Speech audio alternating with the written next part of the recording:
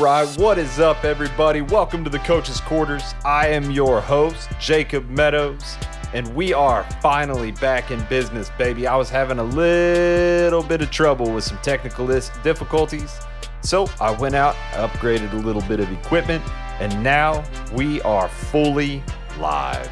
It is going to be dope. I am very excited for my new trinkets. Y'all are going to get all sorts of extra little goodies now. It's going to be a little annoying these first couple of shows as I play with them.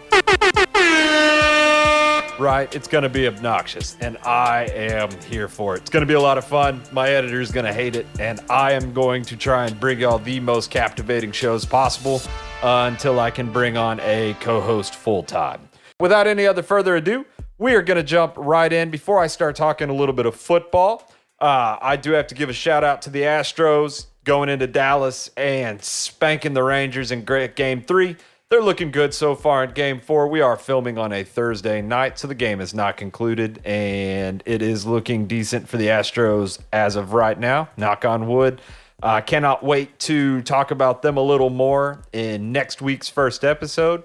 But with that being said, we're going to jump right into football. This is the projection show.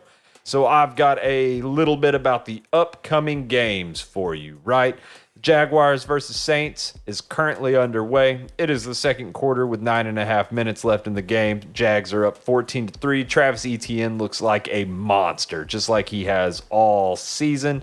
Don't know what that spells for the Saints. It does look like they might be on the downturn, but you know, you never know what the future may hold. I'm not going to cover them because this is a projection show, and projecting a game that is currently underway makes no sense.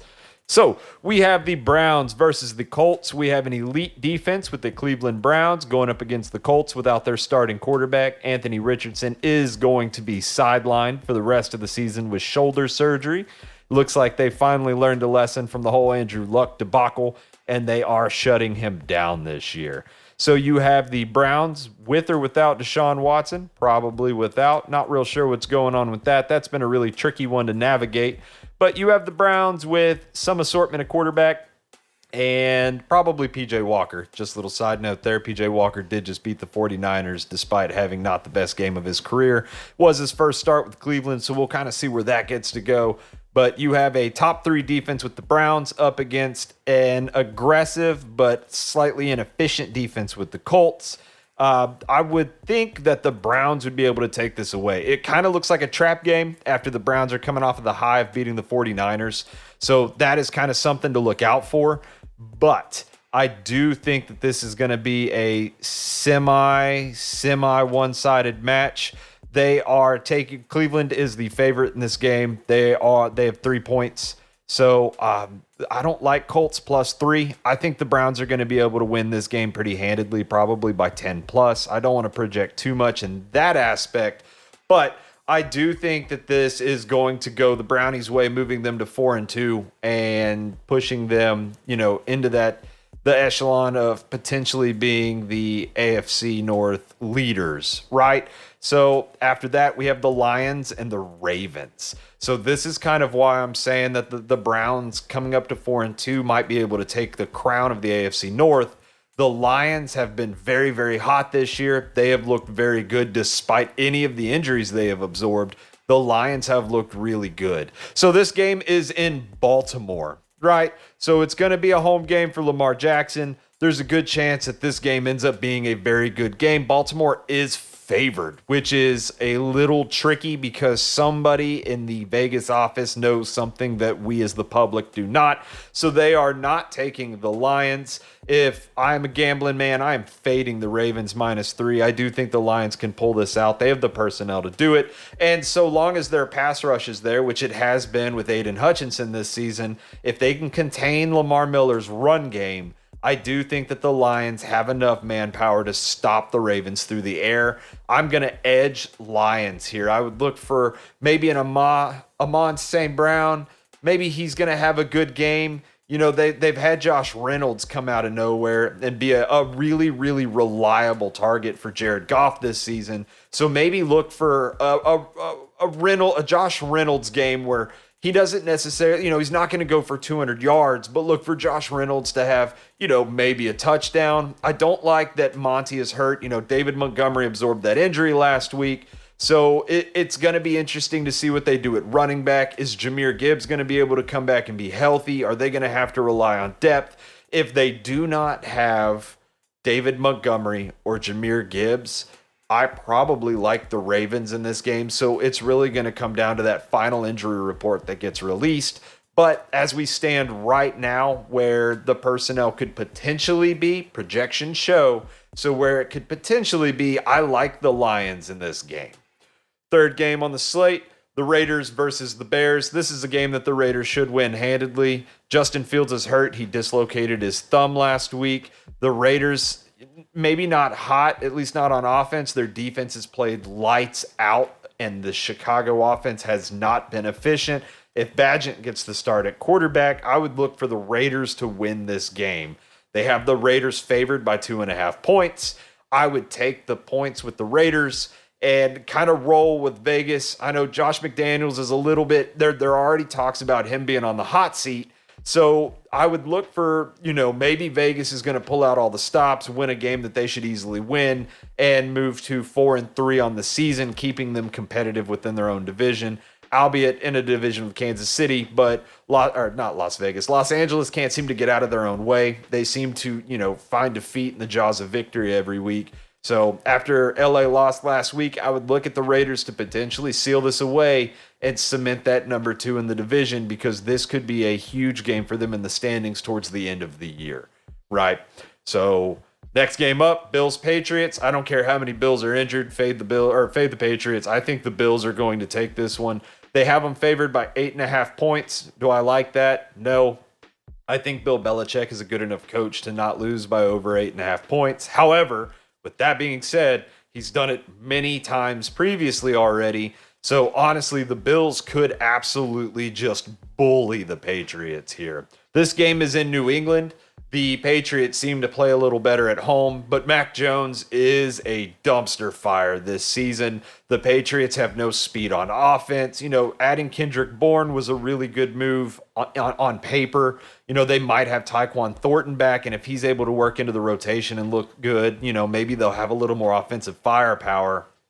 But I just don't see this Patriots offense being able to compete with even a Bills depleted defense, right? They still have Micah Hyde. They still have Jordan Poyer.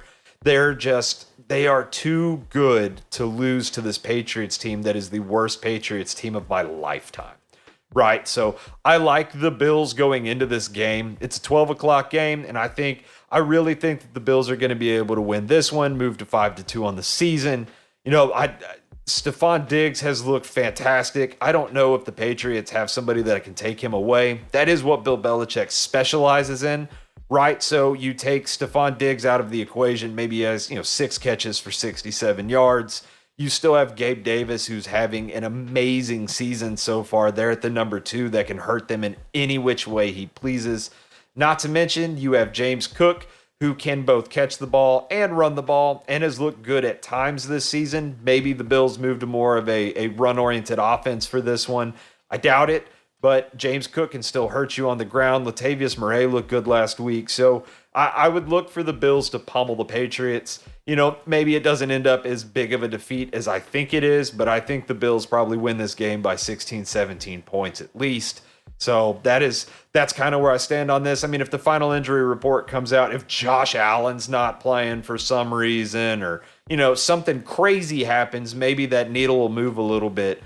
But I like the Bills to win this matchup pretty handedly. And honestly, if I was in Vegas or Louisiana or any of the states that have, legal sports gambling, I probably take Buffalo minus 8.5, just on the whim that the Bills have been pretty hot despite the injuries. And despite the loss in London to the Jaguars, and the Patriots have been ice cold all season.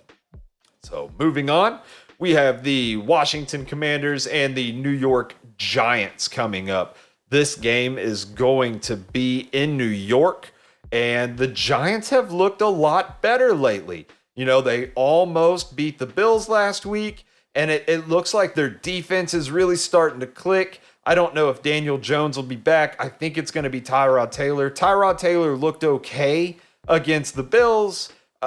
He's not he's not scoring touchdowns, right? That is the curse of the New York Giants this year. They cannot score touchdowns. This Washington Commanders defense presents a unique opportunity for them to maybe turn their season around a little bit. 1-5 is going to be incredibly difficult to unbury themselves from with the way that Philadelphia and Dallas is playing. However, it is possible, and a win over a division rival is going to be a big game for them. I like the Giants to beat the Commanders. And with that said, Sam Howell is playing really well. Scary Terry McLaurin is getting mixed into the offense a little better than he was earlier in the season. The Commanders are not a bad team. They are just an average team with below average outings every here and there. So it's just as likely that the Commanders win. Vegas does have Washington favored by 2.5 points right now. So, maybe they know something that we don't. I personally like the underdog here. I like the Giants to maybe put something together and come out and win this game. I think Saquon Barkley is going to be a really large factor here. I know the Commanders have a really good front seven with Daron Payne and co, right? But I like Saquon's ability to both catch the ball out of the backfield and plug and chug as needed. And then it does feel, again, like I said, it does feel like the Giants offense is, it's not good, but they are getting yards, right? Like they do seem a little more efficient than they have been previously, at least under Tyrod Taylor. Maybe he has captivated that locker room. Maybe the guys kind of believe in him with DJ out on the sidelines. So if Tyrod plays, if I were a gambling man, I would probably edge Washington. If Daniel Jones plays and he looks healthy, I like the Giants in this game as the underdog at plus 2.5 points. Next up on the slate, we have the Atlanta Falcons and the Tampa Bay Buccaneers. This is going to be a slugfest, right? Desmond Ridder looked good against the Texans, then fell flat last week.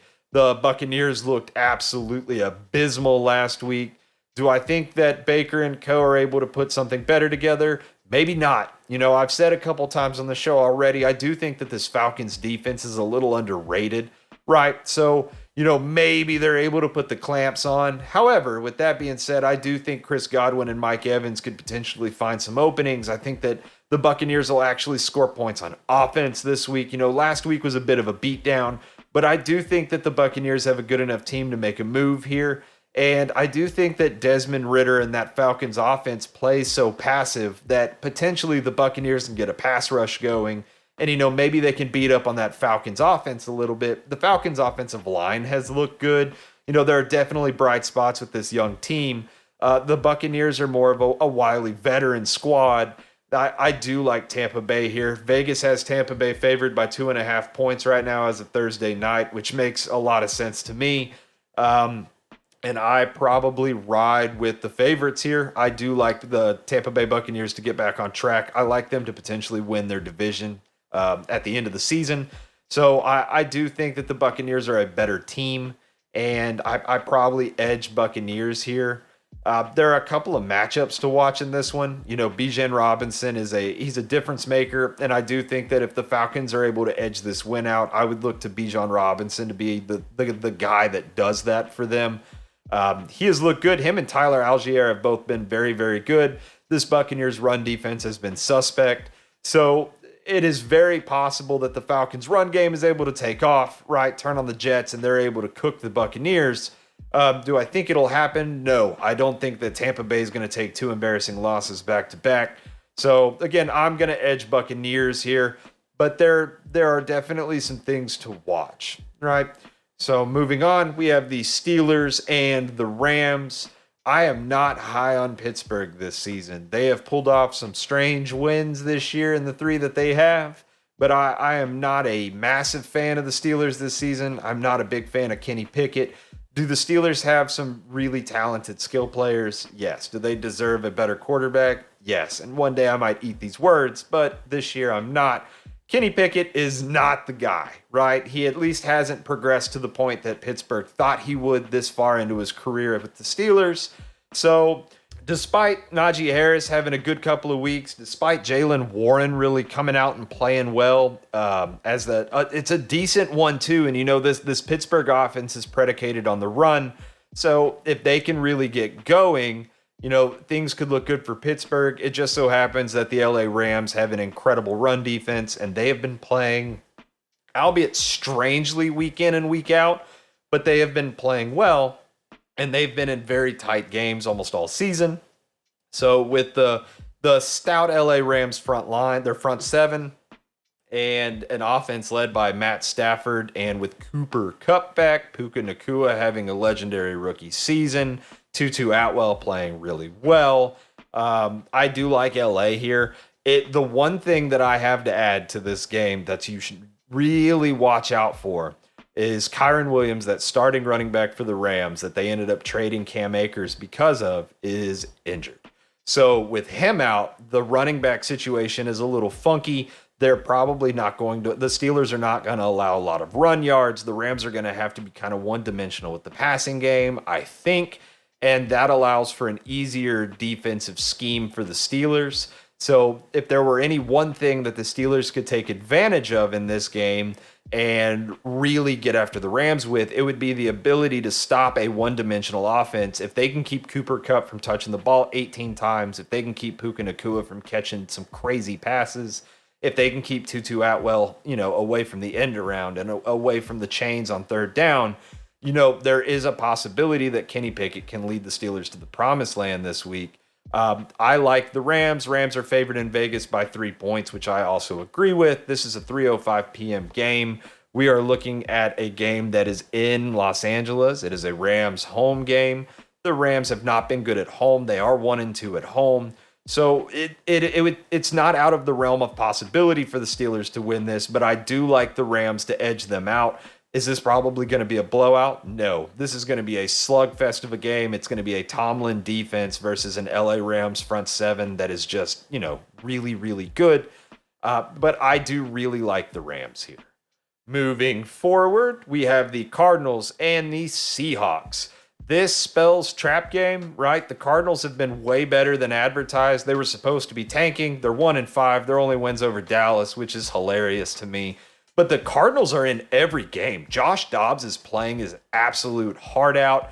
Do I think that they can win this? Probably not. The Seattle Seahawks have a very, very banged up team. Offense and defense, they're missing starters. They have probably the most injured offensive line in the NFL now that Houston's starting to get a little healthier. So is there cause for concern with Seattle? I mean, potentially, right? Seattle has been able to eke out some dubs here lately. Geno Smith hasn't necessarily played the best, despite it not always being his fault. They do have the better running back in Kenneth Walker. The Cardinals are starting Amari DiMercado at running back, the rookie. He has looked electric in spurts. Do I think that he is going to find a lot of room to run against Seattle's defense? No, probably not. And James Conner is on the shelf. So you're looking at an interesting setup where Arizona is running a depleted offense against a Seattle defense that has been pretty good this season in spurts. They've definitely allowed a lot more points than I expected them to at the start of the season, but there's a reason that they're in second place in their division, right? So I don't like Arizona here. They are at the bottom of this division. It's a division game. The game is at home in Seattle. So I like Seattle in this one. I don't think Arizona has the corners to cover DK and Tyler Lockett. So Seattle being favored by 8, I don't necessarily think that Seattle covers, and that could end up being bad advice. And if that changes any, right, I'll have my gambling show on Saturday. So that I'll probably touch on. But I like Seattle for the money line, right? I like Seattle to win this game. I don't think that the Arizona Cardinals have the personnel to beat Seattle. I've been wrong before about these strange, wonky trap games, but I don't think this even ends up being a trap game. I think the Cardinals are embracing the tank and they're going to reload their offense in the offseason. I think that they are potentially pursuing Marvin Harrison Jr. and a dub against Seattle, especially it being a division game. It's not something that benefits them in the long run, and this season is already lost. Kyler Murray is returning to practice. That is positive news for the Cardinals. I know Kyler's been, just itching to get back out on the field. It's good to see that Arizona's not rushing him. Again, this is a dead season, so it's one of those things where a loss benefits Arizona more than a win would, despite it being a division game, despite it being against the Seahawks. So I would look for the Seahawks to win this, and I'll touch on the cover more on Saturday, but I do like Seattle in this one. 4 games left. We have the Green Bay Packers and the Denver Broncos. I am going to take, if I were a gambling man, I'd probably take the Broncos here. Sean Payton's pissed off. I've been very vocal about not being a Sean Payton fan. But if there are any one team on his slate to beat for the rest of the season, Green Bay's offense has been atrocious. If Aaron Jones plays, Packers. I like Green Bay with their favorite by 1 point in Vegas. If Aaron Jones plays this game, I like the Packers to win it. That is the keynote matchup that I like in this game because Aaron Jones is a difference maker. And when he's on the field, he has this aura that the teammates feed off of, and the entire team plays so much better when Aaron Jones is in the game. You know, he's a captain receiving the ball, he's a captain running the ball. The dude just runs this Green Bay offense so well that he elevates Jordan Love's play. It's not the other way around. I've been pretty disappointed with Jordan Love up to this point in the season. He started really hot, and it's almost like he started getting into his own head as they opened that playbook up to him. So if Aaron Jones plays, he is questionable as of today. I like Green Bay to win this game. It's also worth noting that Jair Alexander and Darnell Savage and Devondre Campbell, all starters, all difference makers on the Green Bay defense, all of them are questionable right now. So that for the Saturday gambling show, we're going to have to look into that a little more because if those guys are out, like that could spell doom for them. This Denver offense has not been terrible. They've been blown out, but their offense has not been terrible. I know Russell Wilson hasn't played well, and the offense is actually why they've lost more games than they've won. However, I do think that this Green Bay team in general has enough deficiencies that Denver could potentially come out as the underdog and take this one away. The only person that's really impactful on the Denver Broncos injury report as we speak is Justin Simmons, the safety. And if that dude starts missing games, it's probably going to be more likely that he gets traded at the deadline and they're trying to preserve his health. They do have decent safety depth. Not great, but it is good. So I probably like the Broncos in this one. But again, if Aaron Jones plays, I like the Packers. So that he is definitely the swinger right there. Because if Aaron Jones is in this game, Green Bay has the offense to beat what has been a putrid Broncos defense. If he doesn't play, I do think that the Broncos defense can contain Jordan Love and that Russell Wilson can probably get on track. This game is in Denver. So at Mile High, they're coming off, a litany of bad games. Denver's 1-5, Green Bay's 2-3. Green Bay's coming off of a bye week, so they are rested, but they are also tight from not playing. Denver has been on it. So I like Denver versus Green Bay with the asterisk next to it with if Aaron Jones plays, I would favorite Green Bay over Denver. Last 3, Chargers, the Los Angeles Chargers versus the Kansas City Chiefs. Vegas has Kansas City favored by 5.5 points.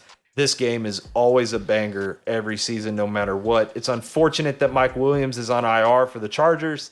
He always adds an extra element to this game. Josh Palmer has played pretty well in his state, but he is not Mike Williams, right? So Kansas City's offense has been lackluster this season, to say the least. Travis Kelce's about the only game changer that they have there. Sky Moore has been up and coming. Kansas City has Rashee Rice, who's also on the rise. He has played very well in weeks prior.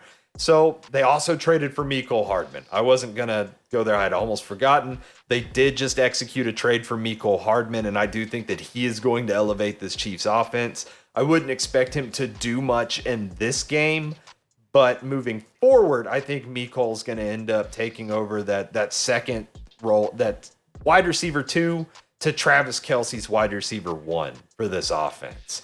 For this specific game, though, the Chargers defense has been a sponge. They have not been able to stop anybody, which is great for them because Kansas City has not. This is the least efficient offense under Patrick Mahomes that we've seen in Kansas City. The Chargers have not been good. I'm not sure what Brandon Staley is doing. It looks like he's trying to get himself fired at this point. So I like Kansas City versus the Chargers, and it has nothing to do with it being in Kansas. The game being in Kansas City has nothing to do with Kansas City being 5-1 to the Chargers 2-3. The way things have worked these last couple of weeks, I would look for Kansas City to be the clear-cut winner in this game. But with that being said, historically speaking, the Chargers play the Chiefs better than any other team, right? And the Chargers are in third place in their division, but they're right on the cusp of being tied with Vegas. If Vegas loses this week and the Chargers win this week, they're going to be tied for that second place. So don't be surprised if Justin Herbert comes out slinging it. He looked awful this past week. He was missing wide open throws. He missed Keenan Allen on 2 separate touchdowns that would have been easy scores, right? So I like this Chargers offense. I like the pieces that they have. I like that Austin Eckler is back, and I think that Eckler is going to be able to have a lot more impact on this game versus last week's game. But I do like Kansas City to win this game. Part of me hopes that I'm wrong here, but I do like Kansas City over Los Angeles only because LA has been a very inefficient team this year. They haven't looked as good as they did last year. It's been a season of sloppy offense across the NFL. That is really what it is. There's been nothing but sloppy offense across the NFL this season. So I do like Kansas City and their veteran leadership to take on LA. Do I think that they'll cover? Probably not. 5.5 is a lot of points, and I think the Chargers keep it close, but I do like the Chiefs to win this one. The Sunday night game, this is going to be an absolute banger, and my take on this is probably not going to be, favorable amongst others, but we have the Miami Dolphins and the Philadelphia Eagles. So, the one thing here for the Eagles just lost their first game of the season. Right, they lost in heartbreaking fashion. Their offensive scheme, the play calling in the game against the Jets made no sense. The Eagles are a run-first team, and they threw the ball over 50 times with Jalen Hurts. And not a knock on Jalen Hurts, but he's not a 50 throws kind of game or 50 throws a game kind of guy, right? His game is better when it's predicated on the ground. Whereas they had him throw so many times trying to take advantage of the Jets being down 2 corners, and the Jets defense made them look silly. So the Dolphins defense is not the Jets defense. Bob Salah does not coach the Dolphins. The Dolphins defense is bad. They just don't have the pieces. I can't really even explain it because on paper the Dolphins should have a better defense than they do, but they do not have a good defense. So I think that DeAndre Swift and Jalen Hurts will be able to use their legs in a meaningful way against Miami. I think that the Eagles receivers are going to be able to have a better game against Miami. They just added Julio Jones. That was a massive pickup. I hope Julio wins a ring in Philadelphia for no other reason other than the fact that Julio is a Hall of Fame caliber wide receiver. He deserves to be in the Hall of Fame, and he deserves to have a ring on his mantle, right? And if there were any good team that Philadelphia could play where their offense just freaking took off and they looked like the Eagles of last season before they lost their offensive coordinator, I do think that this would be the game. The only caveat to this is the Dolphins are on pace to break every offensive record ever known to man. Their offense is so high octane that I don't know if there's a defense that can really contain them outside of a Bills defense that no longer exists. Half the impact players from the Bills defense that was able to throttle the Miami Dolphins are injured. Not to mention, the Dolphins lost their left tackle in that game against the Bills, and they had to make adjustments on the fly, and that's not something that you see here. One of my show contributors, Joey, one of the guys that I've had on the show, big Miami Dolphins fan, he sent me a stat the other day calling the offensive line for the Miami Dolphins elite. They've only allowed 6 sacks. That's going to be huge, but this Eagles front seven is fast, they're strong, and they're big.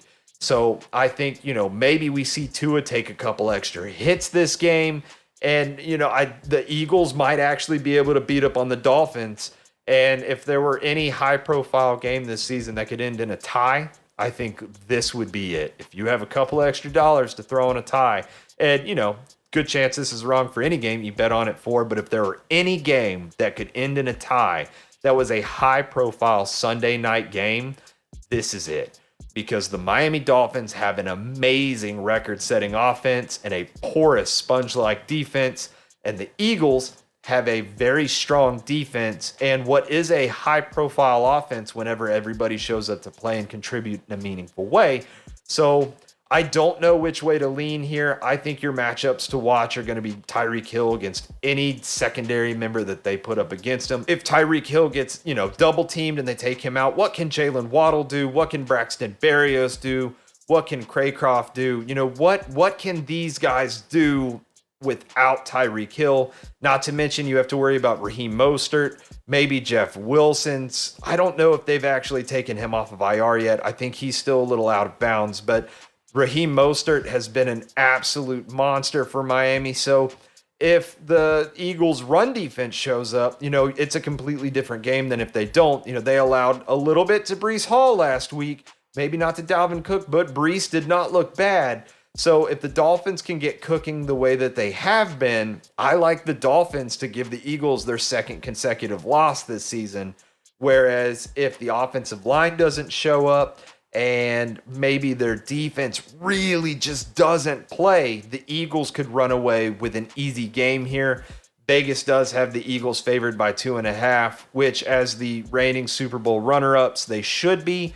But I would watch out. This might be a quote-unquote trap game in favor of the Dolphins, where somehow they're favoring the Eagles despite the Dolphins being legendary this season. And I am kind of leaning Dolphins here. The Eagles are pissed off. This game is in Philadelphia, so those are massive factors. The public is mostly betting on Miami so far. That is also a factor. But I do like Miami in this game as of right now, Thursday night. Final game of the night, everybody. We have the Monday night game, the San Francisco 49ers and the Minnesota Vikings. You have the Brock Purdy-led San Francisco 49ers that just suffered their first loss at the hands of the Cleveland Browns and PJ Walker. You have the Vikings coming off of a rare dub this season. Vegas has the 49ers favored by 7 points here. I agree with that. Honestly, it could be a little bit more. I think that unless the 49ers are still missing the best left tackle in football at Trent Williams, their running back in CMC, and their wide receiver 1 in Deebo Samuel, I think the 49ers win this game by 21 points. The Vikings defense has not been good. Their offense has looked worse than it has in years. Captain Kirk looks confused. Without Justin Jefferson, the Minnesota offense does not have that firepower that you need to compete with the big dogs in the NFL. I like the 49ers here. They have a top 5 defense. Minnesota does not have a top 5 offense after the last 2 weeks. Over the season, they're probably top 10, but the last 2 games, they're going to be bottom 10, right? So I like this 49ers defense versus the Minnesota offense. And then on the flip side, despite last week against the Cleveland defense, this Brock Purdy-led 49ers offense has been very efficient with the ball, and they've been very good on third down. So I like this 49ers offense against a Vikings defense that has allowed, they are bottom 10 in the NFL in points allowed right now. So it does look like the 49ers will more easily be able to get back on track than the Philadelphia Eagles this week. I do think that the 49ers take this dub no matter what, unless something catastrophic happens during the game. And I do think San Francisco probably covers 7 points. I'll touch on this again with my Saturday/Sunday morning gambling show, but I do like the 49ers in this game across the board. All right, so as we are closing this show out on this beautiful, almost cool Thursday night, this show has run a little long, but I have enjoyed playing with my new mixer. I have not given y'all the sounds that I really wanted to. But expect a lot more fun noises and things that I can mix into the show. I'm still learning how to use this thing, and it's going to be a little bit of a journey because it is much more high-tech than what I've had previously. When I upgraded my mixer, I upgraded my ability to be able to mix in call-ins. So it'll be a whole lot easier to have guests on the show for me to talk to. So look out for more guests in the future. It's going to be very, very fun, and it is going to be much more captivating for y'all once I'm able to mix in other mindsets and other personalities and really flesh out the direction of the show. Now, last note before I let y'all go. I am from Houston. I am an Astros fan, and at the bottom of the 4th, Houston is up 7-3 over the Rangers. They might tie the series up 2-2. And God, do I hope the Astros come back and they win this series, man. Go Houston. Go Astros. I am signing off. I'll see y'all next week. Out.